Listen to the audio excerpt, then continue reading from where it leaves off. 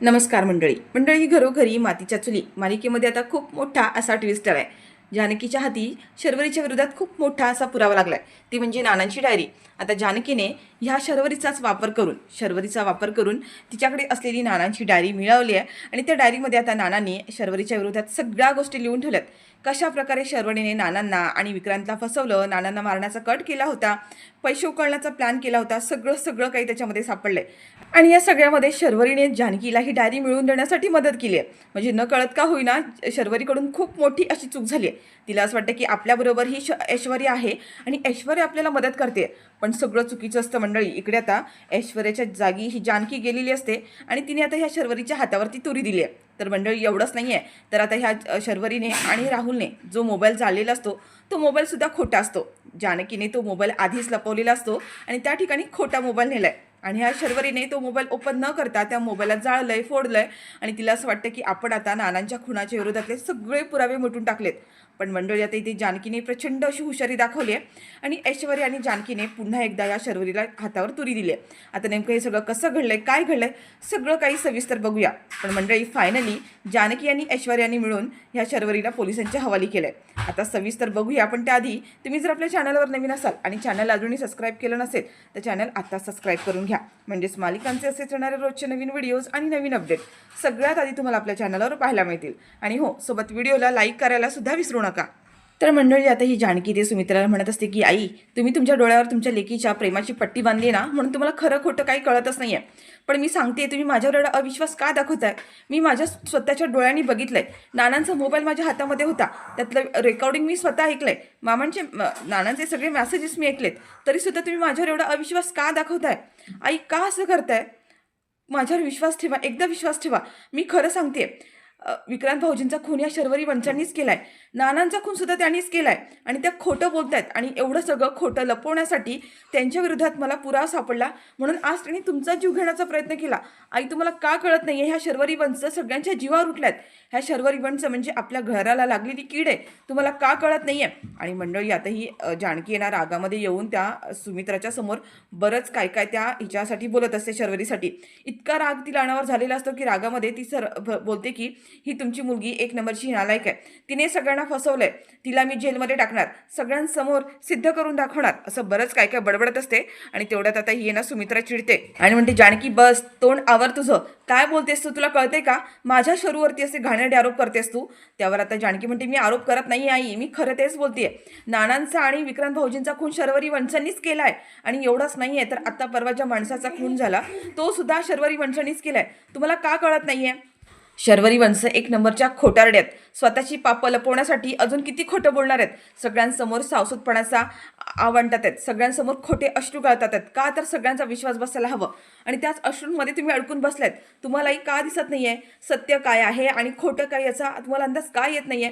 आणि आता ती भरपूर आरोप करता करता आता ही सुमित्रा पुन्हा चिडते आणि जानकीच्या ती कानाखाली देते आणि म्हणते की बस बस झालं, माझ्या शोरूबद्दल आणखीन एक शब्द सुद्धा काढायचा नाही। मंडळी, ज्या पद्धतीने आता सुमित्राने सगळ्यांसमोर जानकीच्या कानाखाली मारलेली असते, येथे हिला खूप आनंद झालाय शर्वरीला आणि बाकी सगळ्यांना खूप मोठा शॉक बसलाय। आता जानकी म्हणते की आई, तुम्ही माझ्या कानाखाली मारलीत, पण मला मारलं त्याबद्दल वाईट वाटत नाहीये, पण अजून मला ह्याच गोष्टीचं वाईट वाटतं की तुम्ही माझ्यावरती अजूनही अविश्वास दाखवताय। मी इतक्या पोट तिडकीने तुम्हाला सांगते की मी सांगते ते खरं आहे, पण तुमचा अजूनही त्या गोष्टीवर विश्वास बसत नाहीये। मला कळत नाही तुम्ही असं का वागताय, आणि तुम्ही मारलं त्याबद्दल मला वाईटच वाटत नाहीये, कारण तुमचा तो अधिकार आहे। मी तुम्हाला माझी आई मानते, तुमची मुलगी मानते, त्याच्यामुळे तुम्हाला मला ओरडण्याचा, मी जर चुकली असेल तर माझा कान धरण्याचा अधिकार आहेच। पण आज मला खरंच खूप वाईट वाटतंय की तुम्ही माझ्यावरती अविश्वास दाखवताय। इतकी वर्ष तुम्ही ह्या जानकीला ओळखताना, इतकी वर्ष तुम्ही तिच्यावरती विश्वास ठेवलात आणि आता अचानक काय झालं की तुम्ही माझ्यावर एवढा अविश्वास दाखवताय? आई, मला माहिती आहे की तुमच्या डोळ्यावर आज आंधळी पट्टी बांधली गेली आहे म्हणून तुम्ही असं वागताय, तुम्ही मुळात अशा नाही आहात। पण मी आज तुम्हाला शब्द देते की तुमच्या डोळ्यावरची पट्टी निघेल ना, तेव्हा तुम्हालाच या सगळ्याचा पश्चाताप होणार आहे आणि मी हे सगळं सत्य सगळ्यांच्या समोर आणणार आहे। तुम्हाला आज मी सांगते ते कदाचित पटत नसेल, खोटं वाटत असेल, पण एक दिवस असा येईल की ह्या शर्वरी वंशांचा खरा चेहरा मी सगळ्यांसमोर आणेन आणि तेही अगदी पुराव्यासकट, आणि तेव्हा तुम्हाला तुमच्या ह्या वागण्याचा आणि तुमच्या मुलीवर एवढा विश्वास दाखवण्याचा पश्चाताप होणार आहे। आता ही जानकी हिने सुमित्राने मारल्यानंतर सुद्धा तेवढ्याच पोटतिडकीने सांगत असते की शर्वरी वंश चुकतायत, त्यांनी हे सगळं केलंय। त्या सराईत गुन्हेगार आहेत. एक चूक लपवण्यासाठी त्यांनी दुसरी चूक केली आहे, दुसरी लपवण्यासाठी तिसरी केली आहे. तुम्हाला नाही कळणार ते आता. पण आई, मी तुम्हाला शब्द देते, एक ना एक दिवस मी पुराव्यासकट हे सगळं तुमच्या समोर आणेन. नानांना आणि विक्रांतला मारलेल्या व्यक्तीला मी असं सहजासहजी सोडणार नाहीये. त्या व्यक्तीला त्याच्या पापांची शिक्षा भोगावीच लागेल. मी माझं जीव की प्राण एक करेन, पण मी ह्या गुन्हेगाराला असं सोडून देणार नाहीये. मी सगळ्यांसमोर आणीनच आणि त्याला शिक्षा भोगायला लावेन. मंडळी, आता ह्या जानकीने एवढा सगळ्यांसमोर मार खाल्लाय, तरीसुद्धा तिने आता सगळ्यांसमोर त्याच हिमतीने सांगितलंय की मी त्या गुन्हेगाराला सगळ्यांसमोर आणून दाखवेन म्हणजे दाखवेन. तर मंडळी, आता ही सुमित्रा पुन्हा काही जानकीकडे बोलत नाही आहे आणि तिथून रागारागाने आता निघून गेली आहे. तर मंडळी, इकडे आता शर्वरी आणि राहुल रूममध्ये आलाय आणि शर्वरीला खूप जास्त टेन्शन आलंय. शर्वरी म्हणते की जानकी एवढ्या कॉन्फिडन्समध्ये बोलत होती, म्हणजे ती का बोलत होती, म्हणजे आपण तर सगळे पुरावे आता मिटून टाकलेत, मग काय झालं असेल. तेवढ्यात राहुल म्हणतो की तू काय एवढी पॅनिक होतेस, का टेन्शन घेतेस. शर्वरी म्हणते की ती जानकीच्या बोलण्यात एवढा कॉन्फिडन्स होता, आपल्याला काहीतरी चुकतंय किंवा काहीतरी राहतंय, मग कळतच नाहीये. आता ही शर्वरी म्हणते की ऐक ना, आपण जो मोबाईल जाळला तो मोबाईल खरा होता ना, म्हणजे ते जानकीने खरा मोबाईल आणला होता ना, म्हणजे मला कळत नाहीये. आणि जर तो खोटा मोबाईल असेल तर. आता त्यावर हा म्हणतो की नाही ग, असं कसं होणार. तेवढा तिथे ऐश्वर्या येते आणि म्हणते की बरोबर बोलतोयस, बरोबर बोलते ही शर्वरी. तो मोबाईल खोटाच असणार आहे, कारण जानकीचा बाहेर कॉन्फिडन्स तुम्ही बघितलात का. ज्या कॉन्फिडन्सने ती बोलत होती ना, तिच्याकडे अजूनही पुरावा आहे, म्हणजे पुरावे अजूनही संपलेले नाही आहेत. म्हणजे याचा अर्थ तोच आहे की नानांचा मोबाईल, तुम्ही जो नानांचा मोबाईल जाळलात ना, तो खरा मोबाईल नक्कीच नसणार आहे. जानकीने तो मोबाईल लपून ठेवला असेल. आता त्यावर हा राहुल म्हणतो की मला अजिबात असं वाटत नाहीये. मला असं वाटतं की आपण जो मोबाईल जाळलाय तो नानांचाच आहे. उगाच एक्स्ट्राचं डोकं चालवून कसतो ऐश्वर्या स्वतःचं. आणि मला असं वाटतं की हा आमचा प्रॉब्लेम आहे, आम्ही बघून घेऊ. आता ही ऐश्वर्या म्हणते की मी तुझ्याशी बोलत नाहीये, मी शर्वरीशी बोलते. आणि मी ज्या पद्धतीने ही जानकी बोलते ना, त्यावरून अंदाज सांगते, कारण जानकी खूप स्मार्ट आहे, तुला माहीत नाही आहे. त्यावर शर्वरी सुद्धा म्हणते की हो, जानकी खूप स्मार्ट आहे. एवढा मोठा पुरावा ती सहजासहजी माझ्या हाती लागू देणार नाहीये. मलाही असंच वाटतं की तिने तो मोबाईल लपवून ठेवलाय आणि हा खोटा मोबाईल ती घेऊन आली. तेव्हा ती ऐश्वर्या म्हणते की पण तुम्ही दोघं जण एवढे बिंडोक आहात का. नाही म्हणजे प्रत्येक वेळेला तुम्ही मला मूर्ख म्हणत असता ना, मग हा तुझा 150 नवरा स्वतःला इतकं शहाणा समजतो ना, मग तो मोबाईल चेक न करता, त्या मोबाईलमध्ये काय आहे हे न बघता डिरेक्टली तो मोबाईल कसा काय जाळून टाकला. नाही, तू प्रत्येक वेळेला मला नावं ठेवत असतोस ना, मग आता तू काय केलंस, तुझी अक्कल दाखवलीस नाही का. आणि मंडळी, आता पुन्हा या ऐश्वर्यामध्ये आणि त्या राहुलमध्ये भांडण झाले. राहुल बोलते माझी अक्कल नाही काढायची, हा मी माझं काम अगदी बरोबर केलंय. त्यावर ऐश्वर्या म्हणते की हो का, म्हणून तो मोबाईल न बघता सुद्धा तू जाळून टाकलास. कशावरून तो मोबाईल खराच होता. आणि जर खरा मोबाईल दुसरीकडे असेल आणि नानांचा पुरावा अजून पण जानकीकडे असेल, तर तुझी बायको आयुष्यभर खडी फोडायला जेलमध्ये जाईल, फासावर जाईल, तुला कळतंय का. आता तो म्हणतो राहुल असं काहीही होणार नाहीये, तू तुझं थोबाड बंद कर आणि निघ इथून. आणि आता तो ऐश्वर्याला तिथून निघून जायला सांगतो. ऐश्वर्या म्हणते की मला इथून घालवायचं नाही, तू तुझ्या लायकीमध्ये राहायचं. आणि ते दोघं आता पुन्हा भांडत असतात, दोघांमध्ये पुन्हा भांडण झाले. आणि त्यात आता ही ऐश्वर्या म्हणते की बघ, तुझ्या बिंडोक नवऱ्याची पराक्रम बघ, आतापर्यंत तुझ्या नवऱ्याचं सगळं ऐकत आलीस आणि काय करून घेतलंयस बघ. जर ह्याच ठिकाणी माझं ऐकलं असतंस तर आता तो मोबाईल आणि तो पुरावा कायमचा भेटला गेला असता. पण नाही, तुला माझं ऐकायचंच नाहीये, तुला तुझ्या नवऱ्याचं ऐकायचंय. आणि म्हणलं तर राहुल म्हणतो एक गप्प बसा, तू का मध्ये मध्ये करतेस. तेवढ्यात आता ही शर्वरी म्हणते की चूप राहुल, एकदम चूप. ऐश्वर्या जे बोलते ना ते अगदी बरोबर आहे, बरोबर बोलतेय ती. आपण माती खाल्ली आहे, तो मोबाईल आपण चेकच केला नाहीये की तो मोबाईल खरा होता की खोटा होता ते. तर मंडळी, आता इकडे दाखवले की जानकी बिचारी रूममध्ये असते आणि फेऱ्या मारत असते. तिला खूप वाईट वाटत असतं, कारण ज्या पद्धतीने सुमित्राने तिच्यावरती अविश्वास दाखवलाय.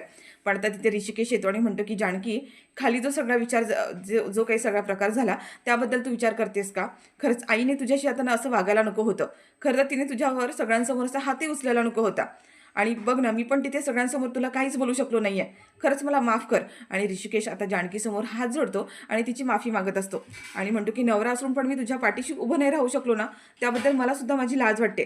जानकी म्हणते तुम्ही का माफी मागताय, अहो ह्या सगळ्यामध्ये तुमची काही चूक नाही आहे. आणि आईंसमोर जर तुम्ही माझी बाजू घेतली असती तर आईंना असं वाटलं असतं की तुम्ही बायकोचीच बाजू घेताय आणि पुन्हा त्यांचा गैरसमज झाला असता. नाही, या सगळ्यामध्ये तुमची काही चूक नाही आहे. आणि बरं झालं तुम्ही माझी बाजू तिथे नाही मांडलीत, ती उगाच आणखीन त्या गोष्टीमुळे इश्यू झाला असता. जे झालं ते चांगल्यासाठी झालं.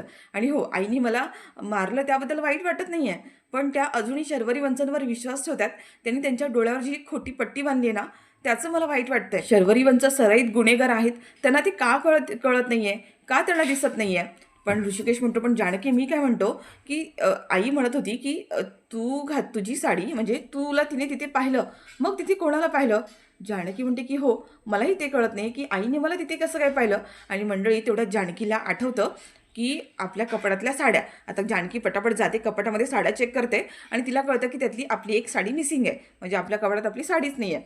आणि मग तिला आठवते की बरोबर, म्हणजे शर्वरी वंचांनी आपली साडी नेसली, आपली साडी घातली आणि सेम माझ्यासारखं पोशाख घालून त्या पाठमोऱ्या उभ्या राहिल्या आणि म्हणून आईंना वाटलं की ती मी आहे. तर मंडळी आता इकडे दाखवलंय, ही तिघंजणं पुन्हा आता बोलत असतात. त्यावर आता ही शर्वरी म्हणते की जानकी ऐश्वर्या, तू म्हणतेस ना ते अगदी बरोबरच आहे, खरंच माती खाल्ले. पण आता काही करू नये ना, तो पुरावा कसा मिळवायचा, तो मोबाईल कसा मिळवायचा. आता राहुल म्हणतो की ऐश्वर्या, तू स्वतःला एवढी शहाणी समजतेस आणि स्मार्ट समजतेस ना, मग जानकीकडून तो मोबाईल आम्हाला काढून दे. करू शकतेस ना, तू करू शकतेस म्हणजे तू करायलाच पाहिजेस नाही का. म्हणजे मी मूर्ख आहे, तू शहाणी आहेस ना, मग तेवढं करून दाखव मग आता. मंडळी तेवढ्यात आता ही शर्वरी म्हणते की हो, बरोबर बोलतोय राहुल, म्हणजे बघ ऐश्वर्या, तू आमच्या टीममध्ये आहेस आणि हे तू काम करू शकतेस. ऐश्वर्या म्हणते की अरे मी कसं करणार ते, जानकीने तो मोबाईल कुठे ठेवलाय मला कसं माहीत, मी तिच्या रूमच्या आसपास पण फिरकू शकत नाहीये. तुला माहिती आहे ना आमची दुश्मनी झाली ती, मग असं असताना मी कसं काय तिथे जाऊ शकते. आता ऐश्वर्या म्हणते की हे बघ, ही तुझी ना परीक्षा आहे असं समज, आणि ह्या परीक्षेत तुला काही करून पास व्हायचंय, मग त्यासाठी तू काही कर, वाटेल ते कर. त्या जानकीशी गोड गोड बोल, तिच्याशी प्रेमाने वागण्याचं नाटक कर, तिच्या पायावर नाक घास, खोटे खोटे अश्रू आण, काही काही कर, वाटेल ते कर, पण मला तिच्याकडून तो मोबाईल हवाय. तर मंडळी आता ह्या शर्वरीने ऐश्वर्याला सांगितलं की जानकीशी ते खोटं खोटं चांगलं असल्याचं नाटक करायचं, काही करून तिचं मन जिंकायचं, तिला असं वाटलंच पाहिजे, तिचा विश्वास बसलाच पाहिजे. मंडळी आता ही ऐश्वर्या म्हणते की मला सुद्धा हेच हवंय, तसंही मला तुझ्याशी चांगलं चांगलं आणि गोड गोड खोटं वागून कंटाळा आलाय. कधी मी पुन्हा एकदा त्या जानकीच्या टीममध्ये जाते ना असं झालंय.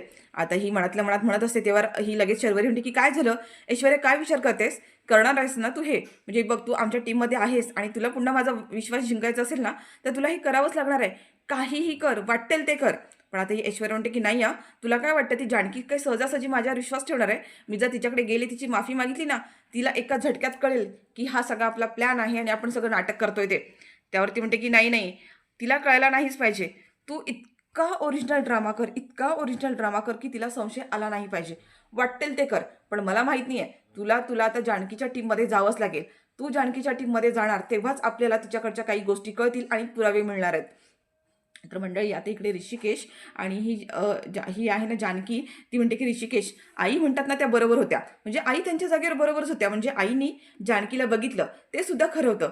ऋषिकेश म्हणतो गं जानकी काय म्हणतेस तू, तर जानकी म्हणते की हो, कारण माझ्या कपड्यातली साडी गायब आहे, म्हणजे हा सगळा शर्वरी वंचनचा प्लॅन होता. शर्वरी वंचनी माझ्या कपड्यातली साडी चोरून नेली, माझ्यासारखा गेटअप केला आणि आईंसमोर त्या पाठमोऱ्या उभ्या राहिल्या, आणि म्हणून आईंना असं वाटलं की मी तिथे होते म्हणून त्यांनी आईंना स्वतःचा चेहरा नाही दाखवला. आई काय म्हणायला खाली ऐकलत ना तुम्ही, की त्यांनी मला पाठमोरं पाहिलं होतं, माझा चेहरा नव्हता पाहिला, म्हणजे हे सगळं त्या शर्वरी वंचांनी केलं. ऋषिकेश म्हणतो की ह्या शर्वरीची एवढी एवढी मजळ. तेवढ्यात आता हा म्हणतो की मी तिला सोडणार नाही आहे. त्यावर जानकी म्हणते की ऋषिकेश थांबा, आत्ता घाई करू नका. जानकी म्हणते मला वाईट ह्या गोष्टीचं वाटतंय की त्यांनी आईंचा एवढाही विचार केला नाही, म्हणजे त्यांनी मला जेव्हा व्हिडिओ पाठवला त्याच्यामध्ये आईंना बांधून ठेवलं होतं, त्या सगळ्या रूममध्ये अख्खा धूर होता, त्यांना माहिती आहे की आईंना अस्थमाचा त्रास होतो, धुराचा त्रास होतो, तरी त्यांच्यावर जीव घेण्याचा प्रयत्न केला त्यांनी. नाही हा, हे अति होतंय. तर मंडळी आता इकडे दाखवलंय की ही अवंतिका आहे, किचनमध्ये असते आणि तेवढ्या तिथे जानकी ही ऐश्वर्या येते. ऐश्वर्या म्हणते की अवंतिका, जानकी कुठे, मला ना तिच्याशी महत्त्वाचं बोलायचं आहे. तेवढ्यात आता अवंतिका म्हणते अगं ऐश्वर्या सांभाळून, म्हणजे जर शर्वरी वंचनी हे जर ऐकलं तर. त्यावरती म्हणते की मी तुला ते सगळं सांगते, पण मला खरंच आता जानकीशी खूप महत्त्वाचं बोलायचं आहे. पण आता अवंतिकाला काही कळतच नाही आहे, म्हणजे आपण सगळं नाटक करतोय शर्वरी वंचनसमोर, आणि तरी ऐश्वर्याला आता अचानक का बोलायचं आहे, आणि शर्वरी वंचनला जर हे कळलं तर किती मोठा म्हणजे आपलं प्लॅनिंग फिसकटेल ना. मग आता ही अवंतिका तिला खुणवतीये की मागून शर्वरी वंच आल्यात, आणि आता ऐश्वर्याला सुद्धा कळलंय की मागून ही आली आहे शर्वरी बघायला की मी काय करते ते. तसं आता ही ना ऐश्वर्या नाटक करते आणि म्हणते की काय गं, काय सांगू तुला, मला इतका त्रास होतोय ना, म्हणजे माझं अक्षरशः डोकंच फिरलंय. त्या शर्वरीने माझं डोकं खाल्लंय, म्हणजे मी तिच्या टीममध्ये गेली तिच्यासाठी, तिला इतकं मदत करते, तिच्यासाठी काय काय नाही केलं सांग, पण आता ती माझ्यावरच उलटी फिरली आहे, अशी माझ्या डोक्यात गेली ना. आता अवंतिका म्हणते की ऐश्वर्या अशी काय करते, तिला मी खुणवते मागून ही शर्वरी आली आहे, तरीसुद्धा ती तिच्याबद्दलच असं का बोलतीये. आणि ही अवंतिकाना सारखी सारखी तिला खुणवते की शर्वरी वंच आहेत पाठीमागे, पण तरी पण ऐश्वर्या आहे ना त्या शर्वरीबद्दल वाईट साईटच बोलत असते आणि म्हणते की नाही आता तरी मी तिला सोडणारच नाही, पार माझ्या डोक्यात गेले, म्हणजे मी त्या जानकीच्या क्रॉसमध्ये गेले, जानकीकडून काही पुरावे मिळत होते, जेवढी इन्फॉर्मेशन मिळत होती तेवढी तिला मी जाऊन सांगत होते, काय नाही केलं तिच्यासाठी आणि ती काय करते, स्वतःच्या त्या बिनडोक नवऱ्याचं सगळं ऐकते आणि बिनडोक नवऱ्याचं ऐकून तिने माझ्यावरती खोटे खोटे आरोप केले. आता नाही आहे, आता मी तिला सोडणार नाही आहे. आणि मंडळी ह्या दोघींचं बोलणं सुरू असतं. तेवढ्यात आता ही शर्वरी येते आणि म्हणते की काय गं, माझ्या पाठीमागे येऊन माझ्याबद्दल काय बोलतेयस? त्यावर आता ही ऐश्वर्या म्हणते की काय बोलते म्हणजे खरं तेच बोलते ना, म्हणजे तुझ्यासाठी मी काय नाही केलं गं, काय नाही केलं. पण तुझ्या नवऱ्यासाठी, त्या बिनडोक नवऱ्यासाठी तू माझ्यासाठीच माझ्यावरच उलटं फिरली आहेस. त्यावर ही शर्वरी म्हणते की काय गं, एक गोष्ट मी तुला उलटं बोलली आहे म्हणून तू माझ्याशी डिरेक्टली मैत्री तोडलीस आणि माझ्याबद्दल असं येऊन सांगतेस. आता कळलं ना तू कशी असते. खरं तर ना तुझ्यावरती विश्वास ठेवला ना हीच माझी चूक होती. आता ही ऐश्वर्या म्हणते की मी नव्हतं सांगितलं तुला माझ्यावरती विश्वास ठेवायला. उलट तुम्हाला माझी गरज होती. मला तुमची गरज नव्हती. आता ह्या दोघींमध्ये पुन्हा एकदा भांडण झालेलं दाखवलंय आणि हा पण सगळं नाटक असतो. म्हणजे हे नाटक त्यांना आता यांच्यासाठी करायचंय. जानकीसाठी आणि अवंतिकासाठी करायचंय.